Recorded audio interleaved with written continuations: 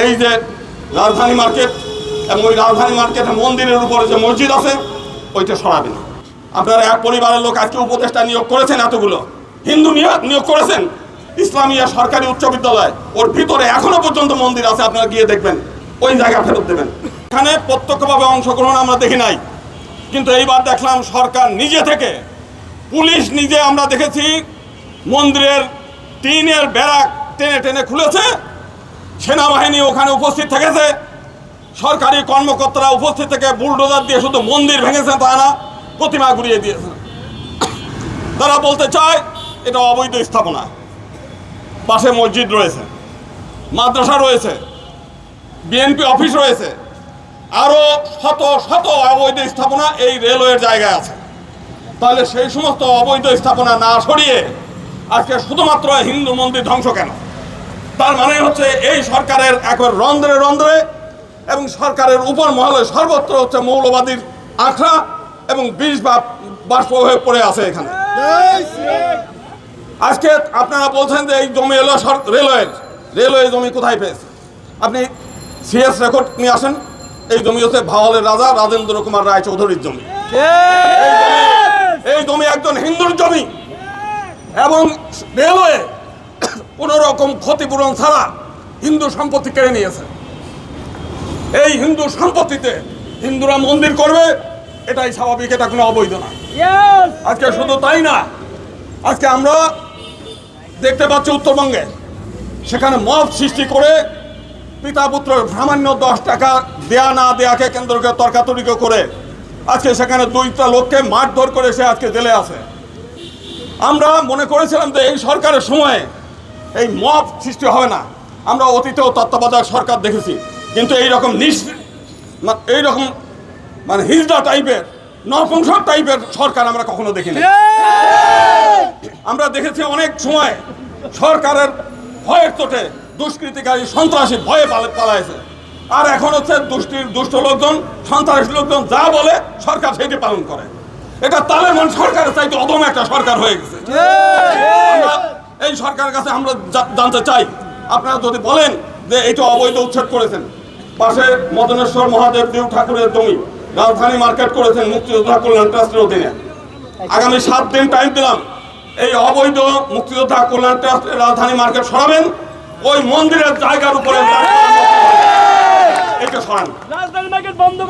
আজকে এখান থেকে একটু আগে 91-92 ঋষিকাজ দাস রোডে কমপক্ষে 6000 কোটি টাকা সম্পত্তি 6 বিঘা সম্পত্তির উপরে ওইখানে সীতানাথ মন্দিরের জায়গার উপর আপনি ঈদগাহ ময়দান বানাইছেন।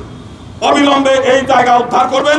যদি আপনার সব মশার বিরুদ্ধে সুরক্ষা দিতে এলো বসুন্ধরা এক্সট্রিম অ্যারোসল, মশার বিরুদ্ধে এক্সট্রিম সুরক্ষা। আপনাদের হিম্মত থাকে, যদি আপনারা করতে চান, যদি মনে করেন সমতার কথা, এটা করবেন।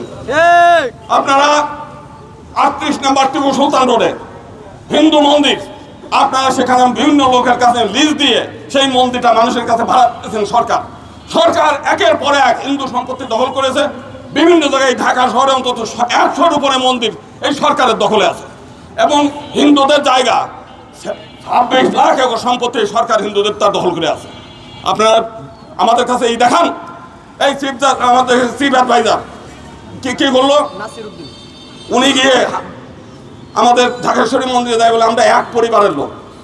আপনারা এক পরিবারের লোক আজকে উপদেষ্টা নিয়োগ করেছেন, এতগুলো হিন্দু নিয়োগ করেছেন, আপনারা এতগুলো সংস্কার কমিটি করেছেন, একজন হিন্দু চোখে পড়ে না। আমরা এখানে আলী রিয়াজ একজন আছে ঐক্য কমিশনের চেয়ারম্যান, আমরা বারবার অনুরোধ করেছি যে সংবিধান আপনারা করতেছেন এই সংবিধান তো আমাদের উপরে প্রযোজ্য, আমরা আমাদের মতামত দিতে চাই, একটু কথা বলতে চাই। তারা আমাদেরকে গুরুত্বই দেয় নাই। তার মানে আমরা কি এই দেশে উড়ে আসছি নাকি? আমরা এই দেশের মানুষ না? আমাদেরকে এই সরকার ন্যূনতম যে সম্মানবোধ সেইটা দেখায়নি, অথচ এই 5 তারিখের পরে আমরা এই সরকারকে সমর্থন করে যত প্রকারের বক্তব্য দেওয়া দরকার আমরা সেইগুলো দিয়েছি, কিন্তু এই সরকারের কাছ থেকে আমরা হিন্দু সম্প্রদায় কিছুই পাই নাই। বরং একের পর এক সরকারি মদদে, শুধু না সরকার নিজেই উদ্যোগ নিয়ে আজকে এই মন্দির ভেঙেছে। আজকে যদি আমরা দেখতাম ওইখানে সকল অবৈধ স্থাপনা গুড়িয়ে দিয়েছে, আমরা এখানে দাঁড়াতাম না। আমরা আলটিমেটাম দিচ্ছি, এই যে রাজধানী মার্কেট এবং ওই রাজধানী মার্কেটের মন্দিরের উপরে যে মসজিদ আছে ওইটা সরাবেন। ঈদগাহ সীতানাথ মন্দিরের জায়গার উপরে ঈদগাহ ময়দান বানিয়েছেন, ক্যাপিটাল বিস্কুট কারখানা তৈরি করে ওইটা অবৈধ উচ্ছেদ করবেন। 38 টিপু সুলতান রোডের সেখানে শঙ্খনিধি মন্দির, সেই মন্দিরের ভাড়াটিয়া উচ্ছেদ করে ওটা হিন্দুদের কাছে ফেরত দেবেন। ল্যান্ডিং স্ট্রিটে ইসলামিয়া সরকারি উচ্চ বিদ্যালয়, ওর ভিতরে এখনো পর্যন্ত মন্দির আছে, আপনারা গিয়ে দেখবেন। মন্দিরের চূড়া রয়েছে, তার উপরে দোতলা বিল্ডিং করছে, ওই জায়গা ফেরত দেবেন। এইটাই সহ এই পাশেই আমরা দেখছি লক্ষ্মীনারায়ণ মন্দির, এই মন্দিরে ওই এফএ টাওয়ার বানাইছে। আপনি নেটে সার্চ দেন হিন্দু মন্দির, সেই মন্দির লক্ষ্মীনারায়ণ করছে, এই অবৈধ স্থাপনা উচ্ছেদ করেন। আপনারা শুধুমাত্র রেলওয়ের জায়গা, সেই রেলওয়ের আবার অবৈধভাবে হিন্দুদের কাছ থেকে কেড়ে নেওয়ার সম্পত্তি, সেই হিন্দুদের সম্পত্তির উপর হিন্দুরা একটা মন্দির বানাইছে অস্থায়ী, সেইটা শুধু আপনি অবৈধ দেখলেন। আর সারা দেশের 26 লাখ একর সম্পত্তি সরকার দখল করেছে হিন্দুদের কাছ থেকে, সেইটা আপনাদের চোখে পড়ে না। আমরা আগামী 7 দিন টাইম দিচ্ছি, এর মধ্যে যদি এই সরকার যদি অবৈধ স্থাপনা উচ্ছেদ করে হিন্দুদের সম্পত্তি হিন্দুদের কাছে ফেরত না দেয়, এই সরকারের অধীনে হিন্দুরা কোনো নির্বাচনে যাবে না। এই